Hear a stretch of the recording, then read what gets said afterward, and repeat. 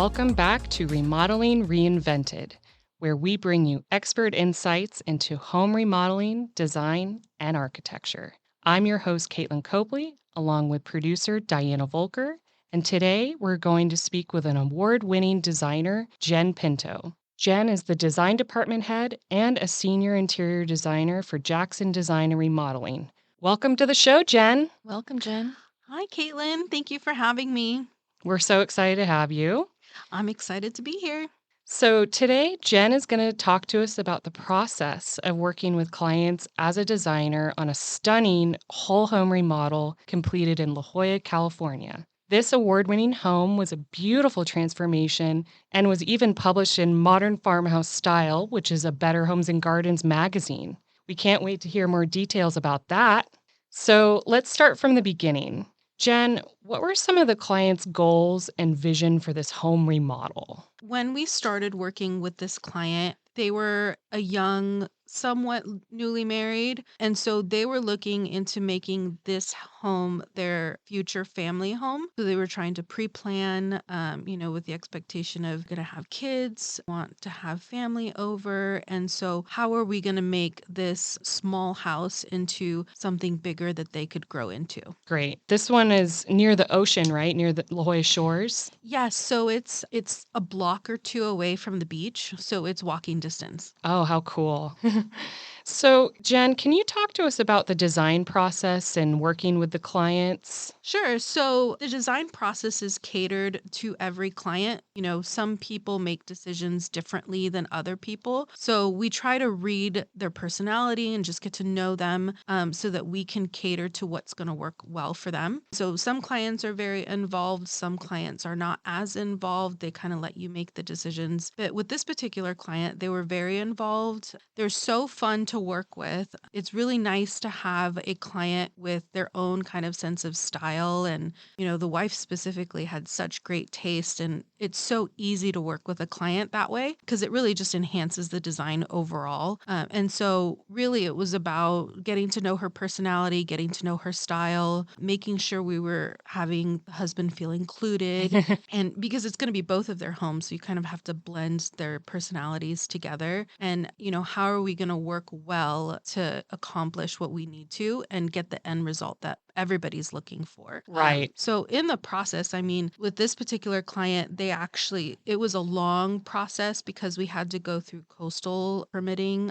So it took a little bit longer than normal. So, we would go through periods of time where I wouldn't see them for a few months because obviously everybody has their lives to live. And at some point we had taken a pause and we had started up the selection meetings again and she was expecting. So of course, like so exciting for them, right? Their first baby. And so, well, how is this going to affect the design? How is this going to affect, are we picking a room that's going to be a nursery? Are we taking into consideration, some of that stuff? And again, am I lugging you all over town while you're heavily pregnant? Like, no, I'm going to do whatever I can to bring things to you. And even with a newborn, like we don't want to lug you around all over the place. How can we kind of condense meetings so that they're not long and drawn out? And then COVID hit, and then it was a whole reinvention of how we're doing our selections. So, the learning process of Zoom and, we're dropping materials off, kind of wiping them down with some wipes and then Wow. running away and then, FaceTiming or talking on the phone and doing the Zoom meetings. Like, did you get the samples that I dropped off? And so that was also kind of a learning curve. But again, it just kind of shows our ability to be able to adjust for what the client needs in order to make the selection process like easy. And we're trying to make it fun too. Yeah. So it's not supposed to be this like, oh, I got another, I have another meeting with Jen. Oh, no. Another Yeah. meeting. Yeah. So we're trying to make the process fun and easy for them so that it's not like a daunting task because it is a lot. It's a lot of things, and some people don't even realize like how many different components, how many decisions you have to make. And some people aren't aren't good with decisions and it's hard, Yeah. yeah, anything we can do to make the process easier, we'll just sort of adjust our tactics to each, client's personality and their needs. Yeah. And for this client, how would you describe the style that they were going for? We definitely took the coastal aspect of it into consideration. Obviously, being so close to the beach, we want to incorporate some of those elements. So, the color palette was very kind of soft and beachy, but at the same time, they were also interested in kind of that like modern farmhouse aesthetic. So, how do we incorporate those aspects to it, with some of the open shelving and some of, like the shiplap accents and some of the light fixtures that we used and the plumbing fixtures. So all that was kind of taken into account while still kind of blending in that coastal style. And then of course there's other aspects like how do you want certain spaces to feel? Like so the primary bathroom was a good example of that because the husband mentioned a few times like I kind of want it to feel like this like Bali retreat. Mhm. And so that, of course, is a little bit different than the rest of the aesthetic of the house. But like, how do we incorporate that kind of vacation tropical retreat into this kind of farmhouse and still kind of San Diego coastal aesthetic? So there's certain elements of, how do we make this feel like that Balinese, like, exotic Resort. resort. Yeah. And still kind of incorporate some of the same elements we were using throughout the rest of the house. So, Jen, can you walk us through the key changes you made to the layout and how that improved the functionality of their home? So we ended up adding a second story to this house. The lot was very small. Like it wasn't a huge lot. I feel like in that part of La Jolla, most of the houses are kind of on the petite side and they're kind of close together. The lot is a little bit more long and narrow opposed to what you see in kind of different neighborhoods in San Diego. So the biggest thing that was going to make sense was to add a second story. So that was one of the biggest things. And then we kind of rearranged the interior completely, really. I mean, the garage and the front door essentially stayed in the same spot, but we moved the kitchen from the front of the house to the back of the house. Oh, wow. And so the biggest thing there is we were trying to make a nice connection to the backyard. Having the kitchen closer to the backyard was just going to make so much more sense. And it allowed us to really kind of expand that space and really do more of an open floor plan down there. Okay. Yeah, that makes sense. So, Jen, were there any standout design elements that really made a difference in this remodel? Yeah, so there's quite a few, but if I, have to narrow it down to a few, I think one of the big parts that I really liked about the downstairs area was the beams. So they're not structural, they're purely decorative, but we got a chance to go up to Temecula to this place called Vintage Timber Works, and we got to hand select what beams we wanted, and they're real reclaimed beams from a farm in the Midwest. Oh, how interesting. So the distressing and all of that was real. It wasn't like man-made or anything. So that was a really cool, part of the project that we got to do. So one good element that I really like to talk about in the upstairs portion of the remodel was the master bathroom tub. So that tub was something that the husband found. He saw it in a showroom while they were out shopping, I think at the UTC mall. And he was like, that is so cool. I know we haven't fully designed the bathroom yet, but is this something that we could incorporate? And I took a look at it and I was like, of course, we can figure that out. I definitely see that kind of Bali retreat kind of aesthetic to that. So I totally understood why he liked it. Yeah. So I'm like, yeah, let's design the bathroom around that tub. Oh my gosh. And luckily it was very early on in the process. So once I started looking at, some of the product details of the tub, I'm like, man, it's heavy. Yeah, it looks heavy. So I talked to the architect on the project, which was David Hall, and he's like, I'm so glad you told me because we have to do something to reinforce the weight of that thing in the floor system.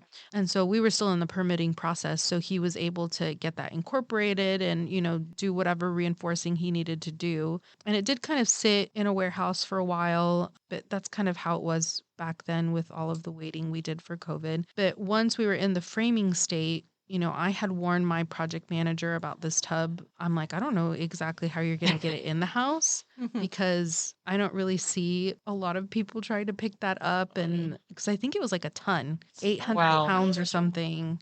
Oh, And so he was like, well, we're going to have to put it in during framing. But even then, I was like, "Well, what do you mean put it in during framing?" Like, if anything, that sounds scarier because there's no, like, rail on the stairs or anything. He's like, "Oh, no, we're gonna crane it in through the windows." Oh my gosh. He's like, "So I'll do it before we do the window installation." And they rented a crane, and they craned that thing to the 2nd story. Wow. Can you imagine being one of the neighbors watching that? Right. It was Yeah. crazy. And it just sat there in the middle of that space in, like, a pretty intense looking crate for months.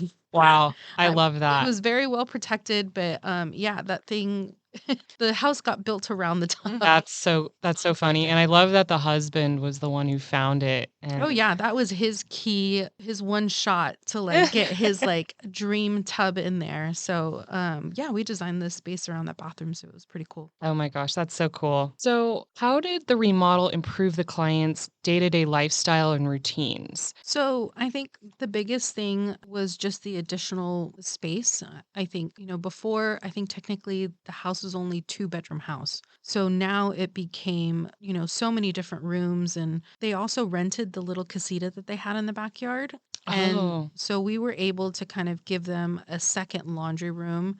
So if they did want to rent it in the future, they didn't have like a, renter coming into the house to Mhm. get into the laundry room. We kind of did a separate kind of like renter friendly laundry in the garage. So that was a big improvement. So if they did want to rent that space out in the future, like they didn't have someone kind of trekking through the house to get their laundry done. So that was one huge improvement just based on like how they use the casita. And in addition to that, I mean, now each of them have their own office space. Their son has his own room, his own kind of play area downstairs. They have room for guests to come over. One element that they did when we were just about to start the remodel was they made the decision to fill in the pool. So they had this really tiny lap pool that, wasn't really making sense for how they lived their lives in that home.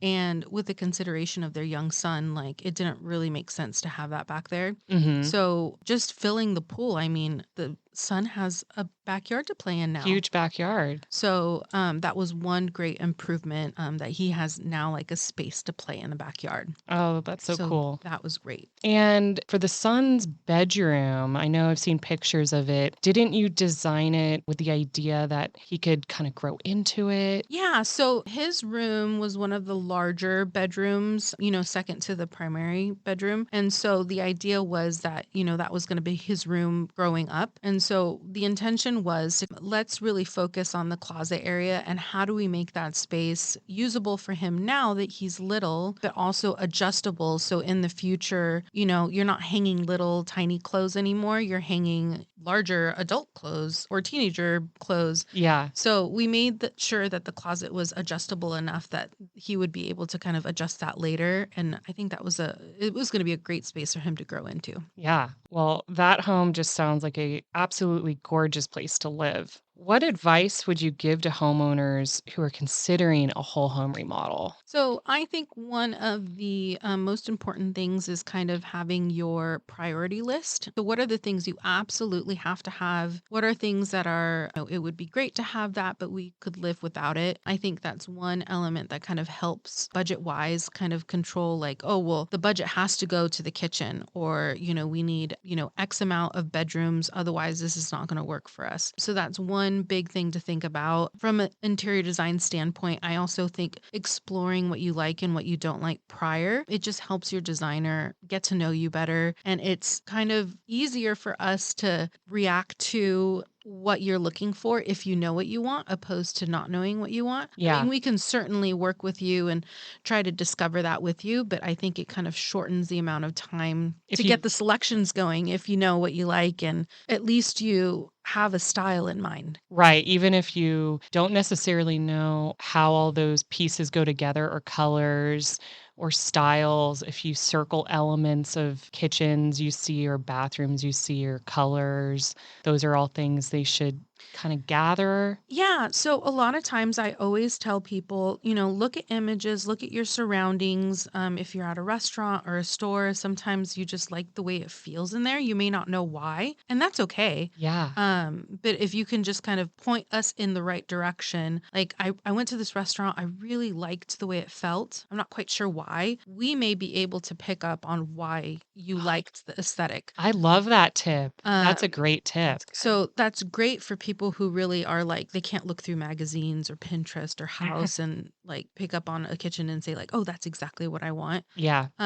We don't necessarily need you to do that, but even if you like come up with pictures and say like, I really don't like that. I mean, that's helpful too. What you don't like is helpful. Yeah. Oh, good. Yeah.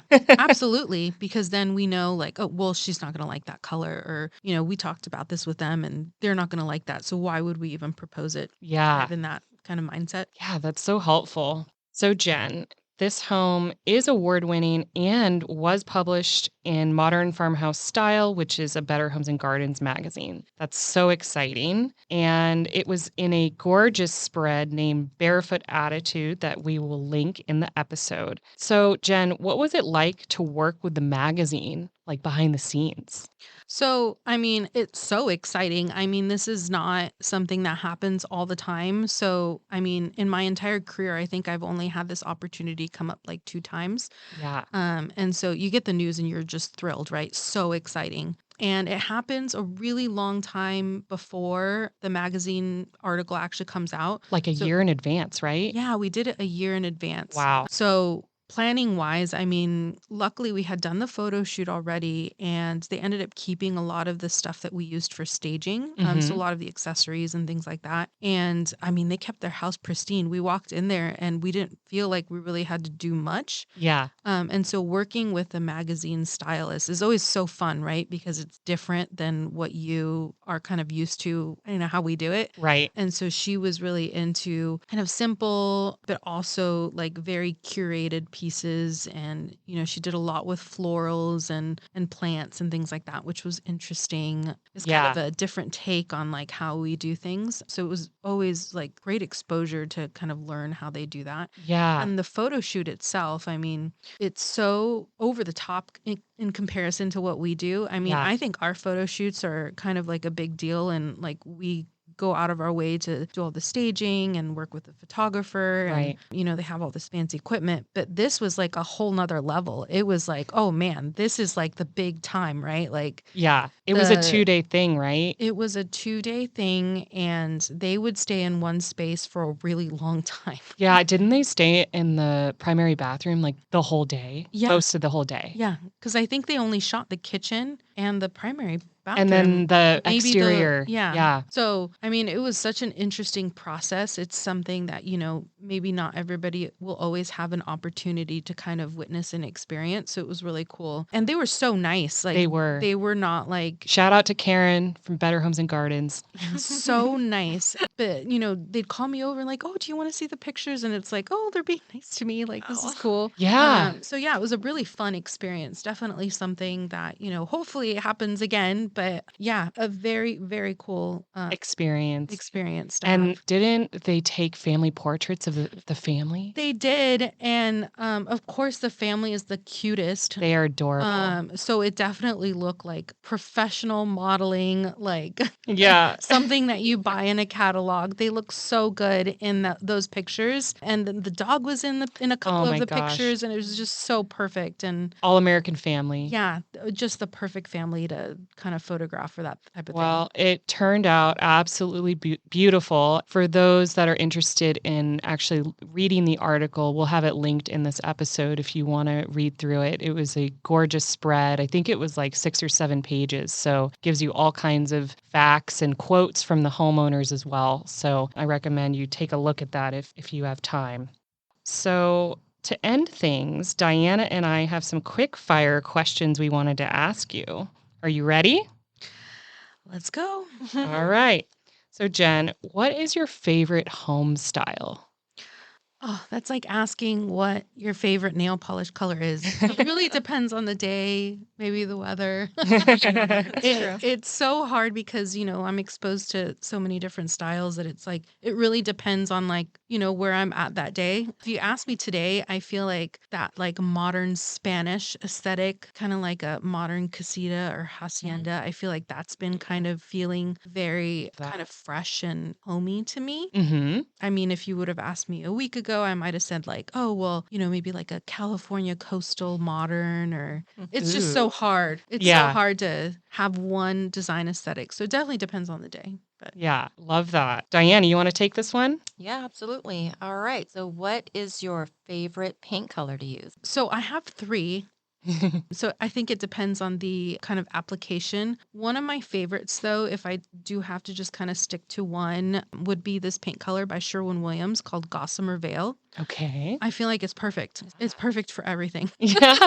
What kind of Is that color does it white? look What- like? So it's kind of I guess it's kind of white. It's kind of like a very soft, like feathery taupe color, but it's so cozy and neutral. I feel like it goes with everything and it just feels like very sophisticated. Mm, But I feel like it's like the perfect color for everything. Oh my gosh, I'm gonna Gossamer Veil. yeah, I'm And gonna the name, it just Yep. feels so I'm like gonna go find that. fancy and sophisticated. So. Yeah, like the name. Love the name. And Jen, what about your favorite kitchen appliance or a gadget you can't live without? Unfortunately, like I don't have like the same level of kitchen that maybe a lot of my clients have. But if I had to pick in like a perfect scenario, I mean, I would absolutely love like a built-in nugget ice maker. Oh, I feel like that's the one thing, like if I ever had one of those in my kitchen, it's like, oh man, A I nugget. made it. It's like that Chick-fil-A Sonic ice. It's just like Oh. perfection. Oh my gosh. That's so I good. love that answer. I know I'm going to go find something, see how much that is. Thank you so much, Jen, for being here today. Of course, this was so much fun. So, if you would like to learn more about the modern farmhouse transformation, we'll have a link in the episode. And that's it for today's episode of Remodeling Reinvented. Be sure to follow us wherever you listen to your favorite podcasts or for more inspiring stories and practical tips on transforming your space. Thank you for tuning in. And if you enjoyed this episode, don't forget to subscribe and leave us a review.